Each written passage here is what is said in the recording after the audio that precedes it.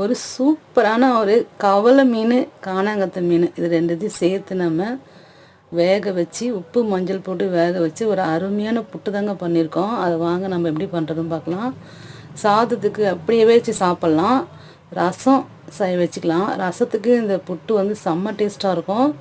வாங்க அது எப்படி பண்ணுறதுன்னு பார்க்கலாம். கவலை மீனையும் கானாங்கத்தை மீனையும் நம்ம என்ன பண்ணிக்கலாம், வெறும் கவலை மீன்லேயும் பண்ணிக்கலாம், கானாங்கத்தை மீன்லேயும் பண்ணலாம். உப்பு மஞ்சள் போட்டு அதை நல்லா வேக வச்சு எடுத்துக்கிட்டு முள் இல்லாத அதை தனியாக பிரித்து எடுத்துக்கணும். அந்த சதையை மட்டும் நம்ம எடுத்துக்கிட்டு மிளகு, ஜீரகம், சோம்பு, தனியா இதெல்லாம் வந்து பொடி பண்ணி ஒரு ஸ்பூன் அளவு பொடி பண்ணி தேவையானது மட்டும் நம்ம போட்டுக்கலாம். காரத்தூள், ஒரு வெங்காயம், கருவேப்பிலை, உப்புலாம் போட தேவையில்லை. உப்பு போட்டு தான் நம்ம மீனை வேக வைக்கிறோம். தண்ணி ஊற்றவும் கூடாது. நல்லா பரட்டி எடுத்துக்கிட்டு கடுகு, சோம்பு, காஞ்ச மிளகா, கருவேப்பிலை, மஞ்சத்தூள் போட்டு தாளிச்சிட்டு ஒரு 2 வெங்காயம் போட்டு ஒரு மிதமான கண்ணாடி பதம் வர அளவுக்கு நம்ம வதக்கலாம். அதன் பிறகு பரட்டி வச்ச அந்த புட்டை போட்டு அந்த புட்டு லோ ஃப்ளேமில் வச்சு நம்ம கொஞ்சம் கொஞ்சமாக அப்படியே பரட்டிக்கிட்டே இருக்கணும். ஒரு 10 நிமிஷம் விட்டு நம்ம கலரணும்னாக்கா இந்த அடியில் கொஞ்சமாக அப்படியே பிடிச்சி வரும்போது கொஞ்சமாக ஒரு ஸ்பூன் அளவு எண்ணெய் விட்டு நம்ம அதை ஸ்லோ ஃப்ளேமில் வச்சு நல்லா பரட்டிகிட்டே இருக்கணும். அது பரட்ட என்ன ஆகுனா அந்த மீனில் இருக்கிற அந்த தண்ணிலாம் வந்து அப்படியே வற்றி நல்லா சூப்பராக ஒரு நல்ல ஒரு பதத்துக்கு நல்லா வரும். அந்த மாதிரி நல்லா பரண்டு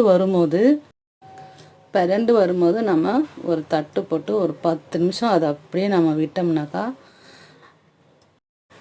அது நல்லா அப்படியே பூக்க அழகாக சூப்பராக வெந்திருக்கும். நீங்கள் பார்க்கும்போதே தெரியும், வாசனையும் டேஸ்ட்டும் செம்ம சூப்பராக இருக்கும். சொரா மீனில், திமிலை மீன், இந்த சூரை மீன் இதில் தான் புட்டு செய்யணும் அவசியம் கிடையாதுங்க. இந்த மாதிரி மீன்லேயும் செய்யலாம். இந்த கவலை மீன், கானாங்கத்தை மீனில் புட்டு செய்யும்போது மட்டும் இந்த குழந்தை பெற்றவங்களாம் சாப்பிட வேணாம். ஏன்னா வந்து இந்த 2 மீனுமே வந்து மாந்தம். அதனால தான் அந்த கானாங்கத்தை மீனில் வந்து அதுவும் மாந்தம், கவலை மீனும் மாந்தம். சிறு முள் இருக்கும் கவலை மீன்லாம்.